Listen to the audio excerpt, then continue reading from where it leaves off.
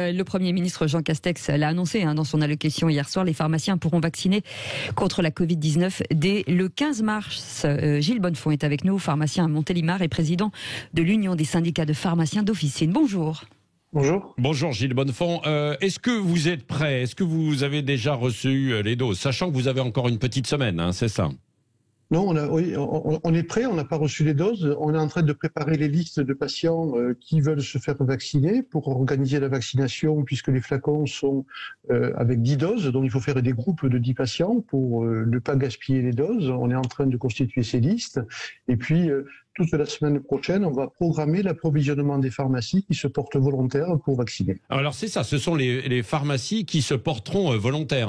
Ce ne sera pas partout. Vous estimez à peu près à combien en mesure de pouvoir le faire? Quel pourcentage à peu près? 18 800 pharmacies sur 21 500. Donc un nombre très très important. Ce sont les pharmacies qui sont déjà habilitées à vacciner contre la grippe, qui sont habilitées à vacciner contre la Covid. Oui, c'est ça. Et il y aura un dispositif particulier, des mesures particulières que vous allez mettre en place pour ça, pour cette vaccination? Vous êtes déjà équipé? On est déjà équipé, on va faire exactement comme pour la grippe, sauf que là, on va être sur des systèmes de rendez-vous pour éviter les afflux et gérer l'arrivée des vaccins et les patients qui vont être vaccinés. La salle de vaccination, l'espace de confidentialité est déjà prêt, le frigo est juste à côté.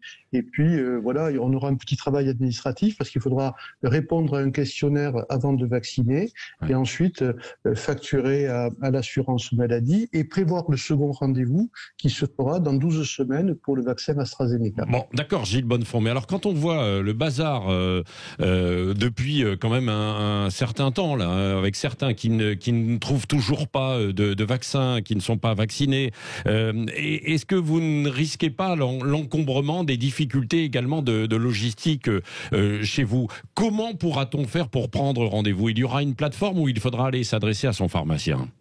Non, je pense que les patients sont à proximité de la pharmacie, donc ils vont venir à la pharmacie ou téléphoner. On va fixer un rythme de rendez-vous. Il y aura des listes à la fois d'attente et des listes de réserve pour ne pas gaspiller les dernières doses, comme on le fait d'ailleurs actuellement dans les centres de vaccination.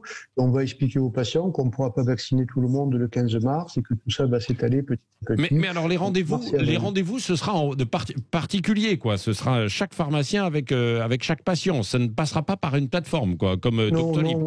Non, on va éviter les plateformes parce que elles ont des avantages, mais elles ont aussi des inconvénients. Nous, l'avantage, c'est qu'on est à proximité. Les patients nous connaissent, ils nous téléphonent souvent, ils viennent à la pharmacie et on va s'arranger comme ça. Certains pharmaciens ont des systèmes déjà de rendez-vous, bien évidemment, pour pouvoir l'organiser et ne pas être embêté avec juste un petit cahier. Mais on sait faire et nous, on n'a pas besoin d'avoir des systèmes centralisés. Gilles Bonnefond, est-ce que vous êtes considérés, vous, les pharmaciens, comme personnel soignant pour être vaccinés en priorité? Vous allez le faire ou pas? Oui, bien sûr. L'équipe de la pharmacie doit être vaccinée. D'ailleurs, un certain nombre déjà de préparateurs et de pharmaciens sont déjà vaccinés. Et puis, pour ceux qui n'avaient pas pu être vaccinés jusqu'à maintenant, avec l'AstraZeneca, pour les moins de 50 ans, ils seront vaccinés à la pharmacie. Ce sera encore au plus près. Ouais, comment vous expliquez, vous, que 70% du personnel soignant n'est pas encore vacciné aujourd'hui? Vous avez peut-être entendu Jean Castex hier soir râler un petit peu. Oui, je crois qu'il a raison. Et Olivier Véran a râlé aussi. Et je crois qu'il va écrire ce matin à tous les professionnels de santé pour qu'ils se vaccinent.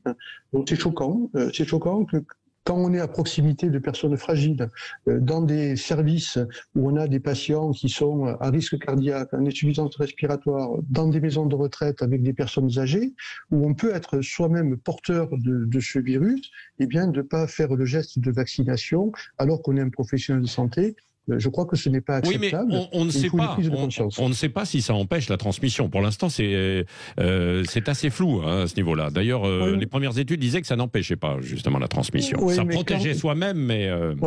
Mais quand on est professionnel de santé et qu'on croit à la vaccination et qu'on la promotion de la vaccination à juste titre, puisque c'est le seul outil que l'on a aujourd'hui pour lutter contre cette maladie, eh bien de ne pas être exemplaire ne me paraît pas être un bon signal.